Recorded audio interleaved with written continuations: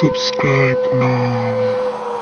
Click the bell icon to like, comment, and share.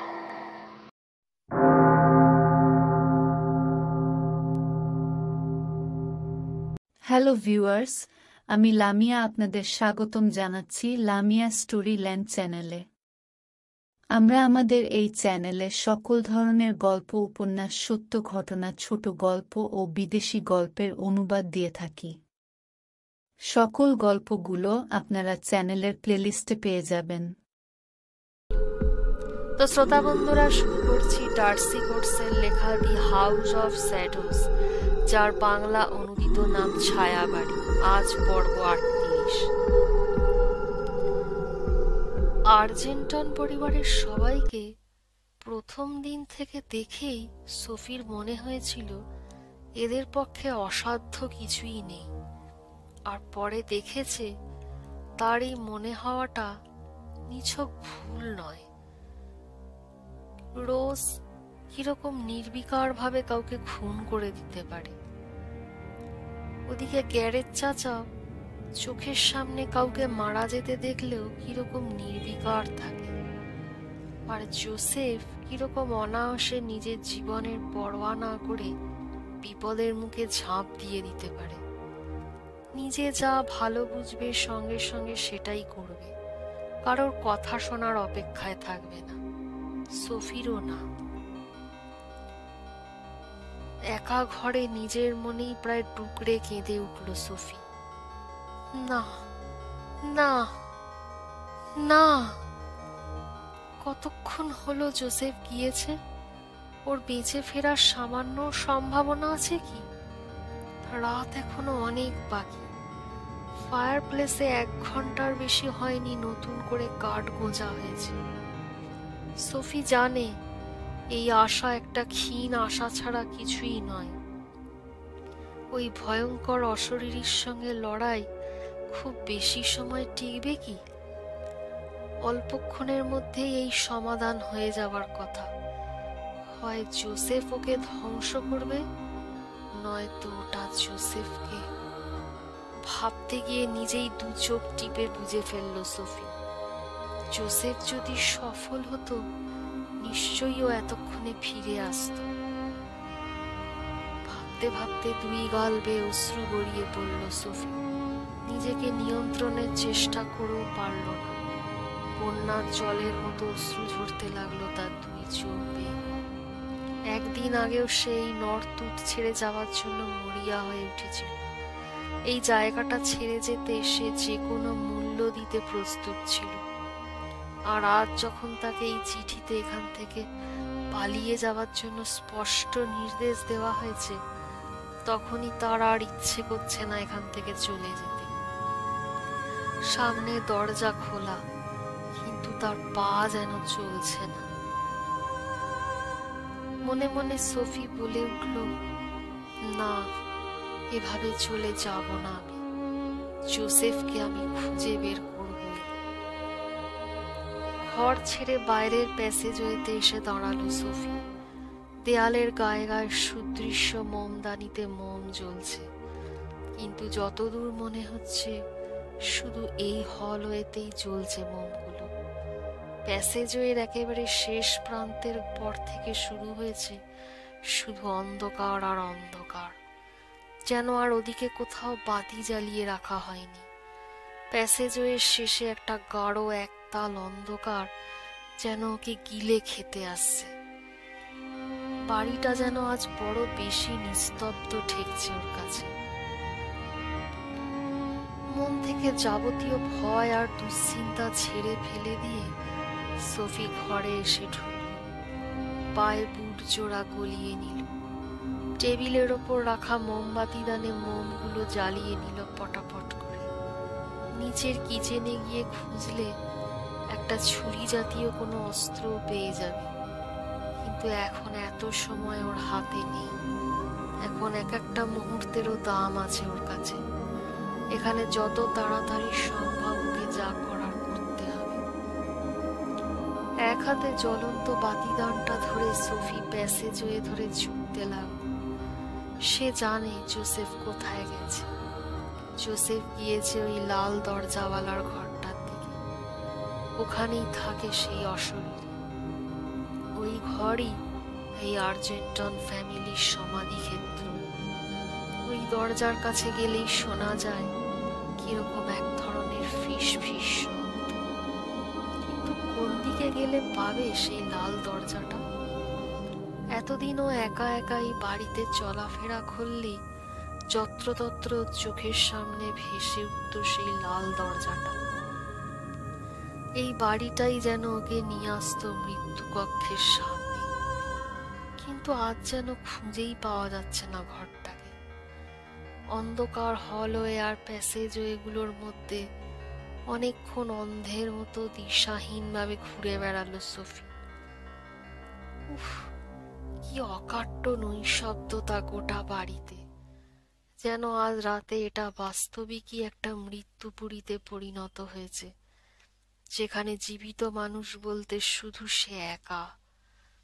বাতাসও যেন এ বাড়ির ভেতর বইতে ভয় পাচ্ছে। দম যেন বন্ধ হয়ে আসছে ওর। পাগলের মতো কতক্ষণ দিশাহীনভাবে ঘুরতে ঘুরতে একসময় দেয়ালের এক জায়গায় পিঠ দিয়ে দাঁড়িয়ে জোরে জোরে শ্বাস টানার মরিয়া চেষ্টা করতে লাগলো সোফি। ফুসফুস দুটোর সামান্য অক্সিজেনের জন্য ত্রাহি ত্রাহি করতে লাগলো, যেন জীবন্ত সমাধি হয়েছে আজ ওর এই বাড়িতে। হঠাৎ কোত্থেকে মিউজিক ভেসে আসতে লাগলো। অন্ধকারেই চমকে উঠে তাকালো সোফি।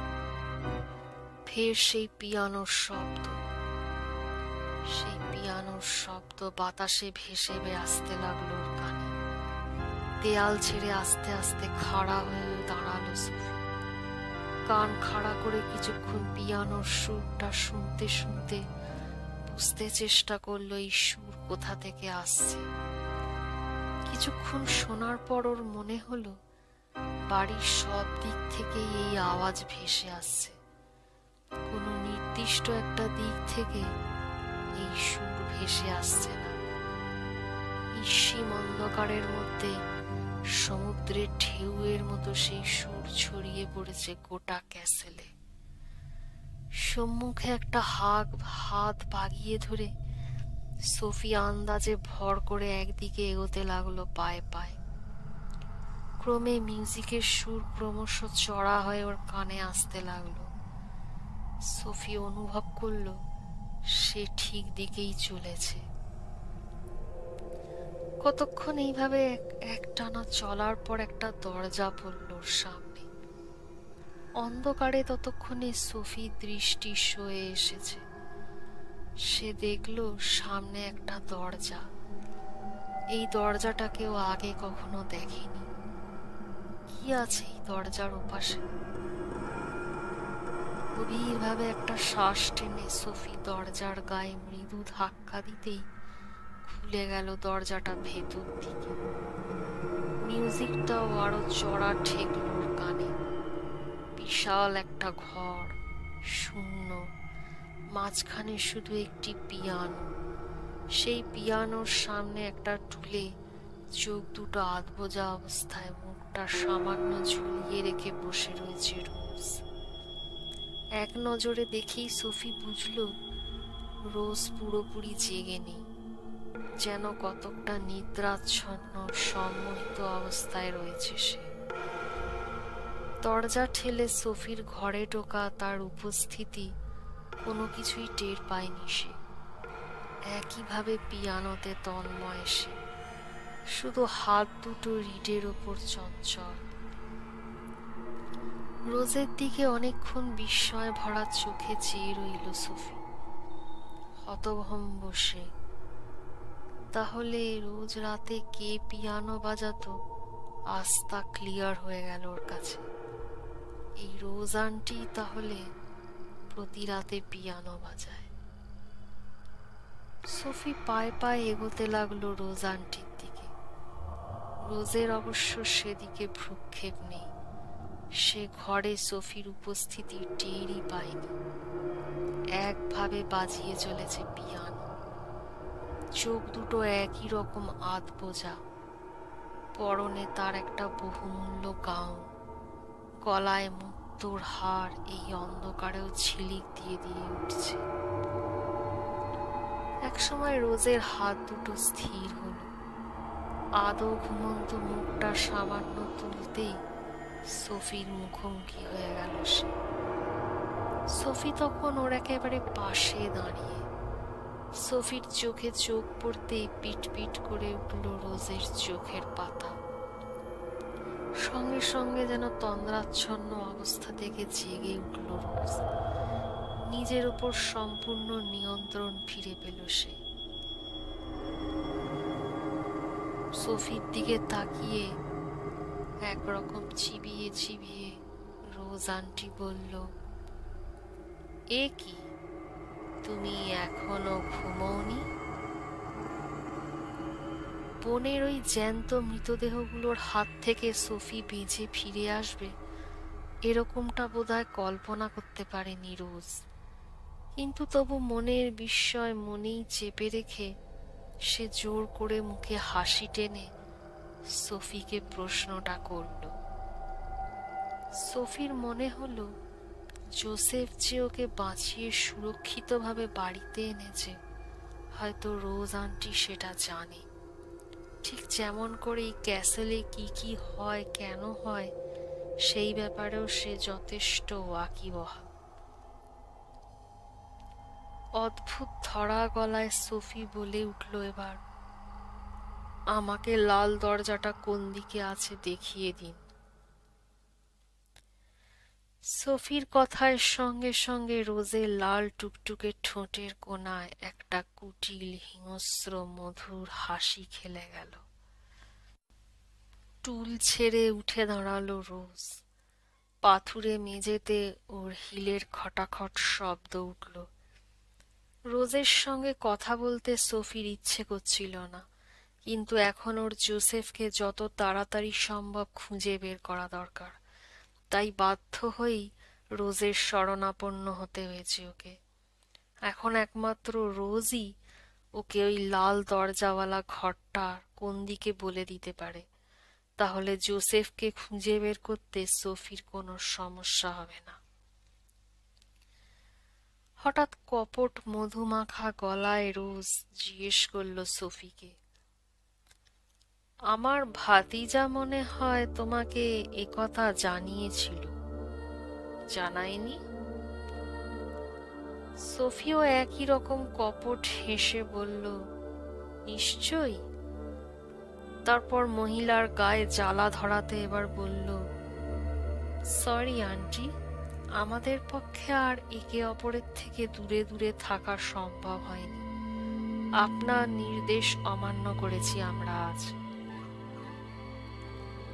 সোফির কথায় রোজ আন্টির মুখ গম্ভীর থমথমা হয়ে উঠল।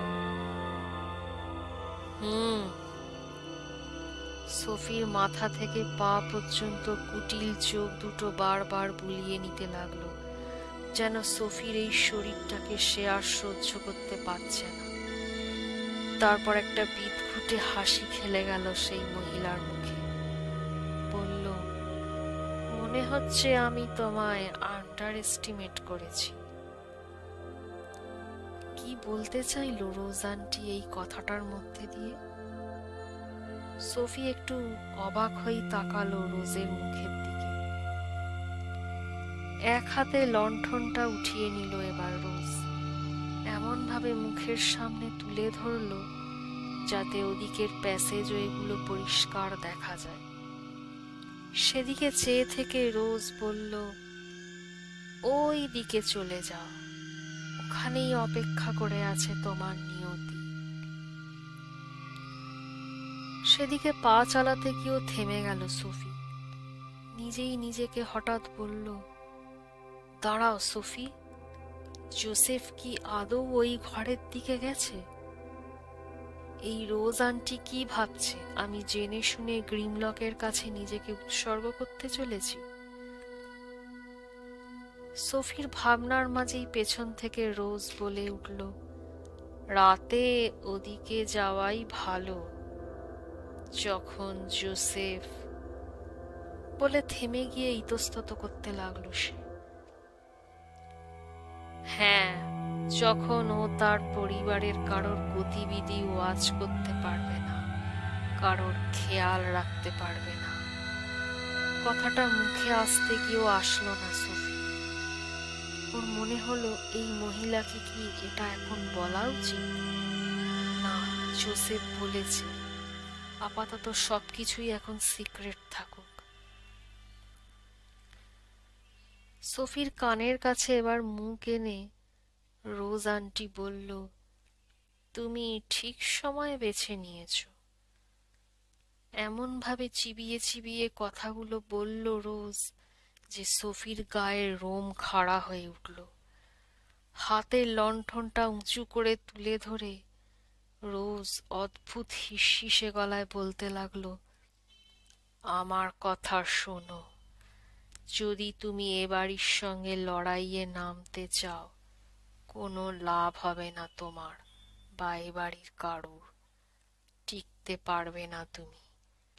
কিন্তু তুমি যদি এখন ওই লাল দরজার দিকে যাও, সেটাই হবে এ বাড়ির পক্ষে মঙ্গল।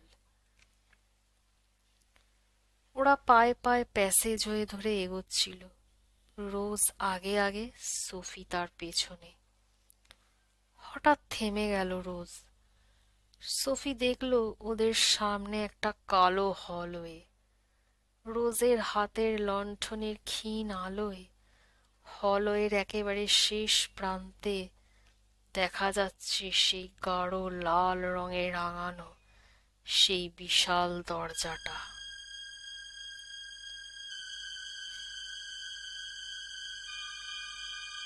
শ্রোতা বন্ধুরা, আজ এই পর্যন্ত। আগামী পর্ব নিয়ে আমি খুব শিগগিরই আসছি। আপনাদের আমাদের চ্যানেল ভালো লাগলে দয়া করে আমাদের চ্যানেলটিকে সাবস্ক্রাইব করবেন, লাইক করবেন, কমেন্ট দিয়ে নিজেদের মতামত জানাবেন। ধন্যবাদ।